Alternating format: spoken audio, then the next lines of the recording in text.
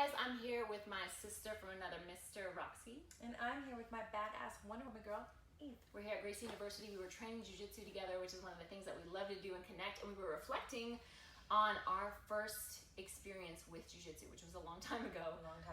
But we were both introduced in the same way, with the same technique. It was a very powerful moment for us. This particular technique called the trap and roll literally opened our eyes and changed our lives. And so we just felt like it would be a very inspiring thing to share with you guys. So let's check it out. So Roxy's down.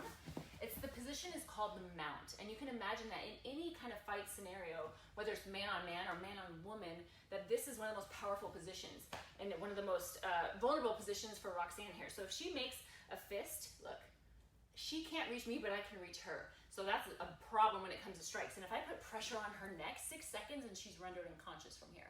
This is what you would do if you were Roxy right now. Go ahead. Go. And I'm just putting pressure on her. I'm not even hitting, right? Just trying to bench. Just using my body weight. Come on, Roxy, you can do it. Come on. I thought you were strong. Damn! I thought, I'm just having a grand old time here, you guys. This isn't that hard. I'm just hanging my body weight like a heavy blanket on her. That's it. All right. You passed. That is real, you guys. So that's Roxanne trying to remember what it's like not to know jiu-jitsu, right? Which was hard. Yeah. Not to go back to those reflexes immediately, but think about that. So, and you can imagine that when Roxy was in that position for real, and when I was in that position for real, trying to get out, we are both women who come from athletic backgrounds. Right.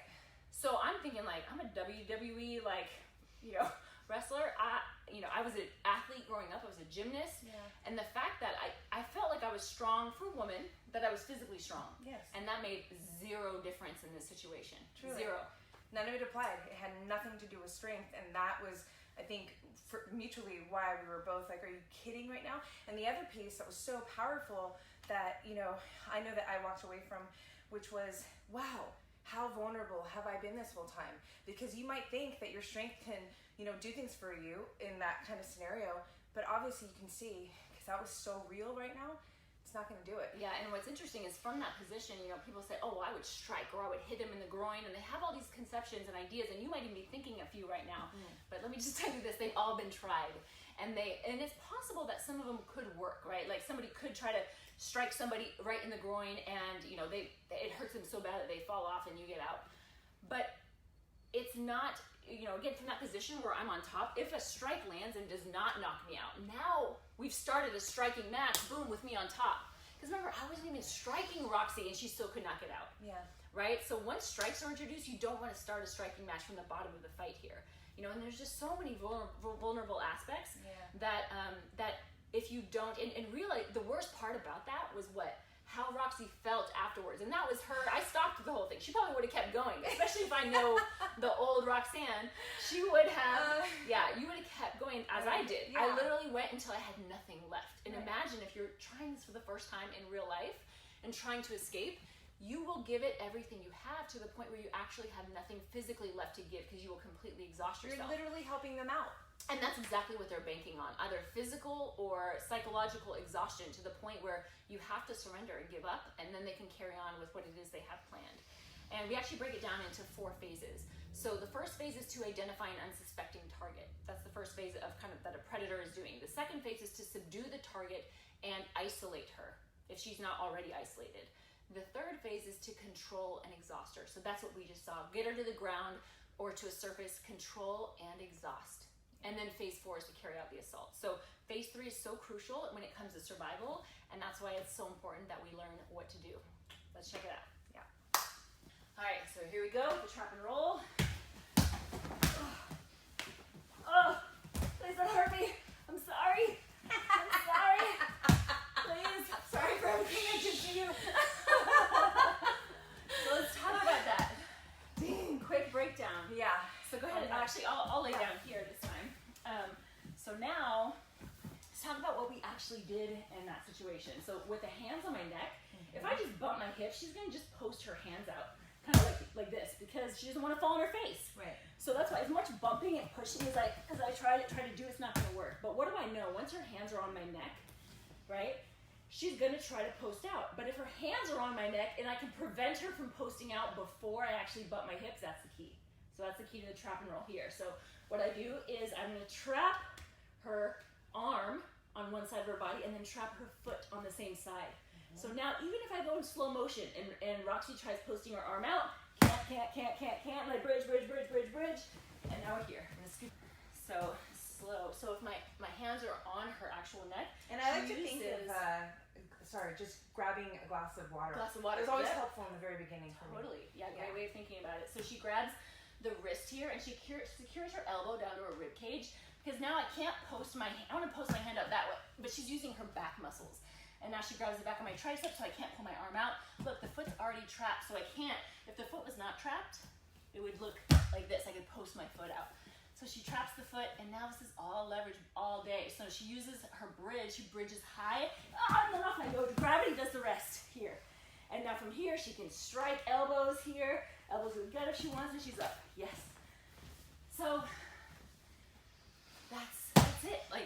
That was the bait that started this life. Yes. And this is what's crazy, is that no one in the history of jiu-jitsu or introductions who's ever been put in that position has figured that out by themselves. Meaning no one says like, oh, I know if I trap the arm and trap the foot and roll. No one has done it. And so it's not something that's intuitive. Right, not at all. It's something that has, but once you learn it, you go, oh, it makes perfect sense. Right. So it's not difficult to understand. Yeah. It's just difficult to come up with by yourself, which is why we're grateful for all the many generations of masters who have created these techniques, including evetorresgracie. Yeah. But it's just amazing. So that is a situation where it's just a matter, and it doesn't matter how small you are, because you're using the strongest parts of your body to do that and to still be able to get out of that situation. This is just one example of like 600 plus techniques of jiu-jitsu. If that doesn't inspire you, I don't know, because it literally got me. I was like, are you kidding right now?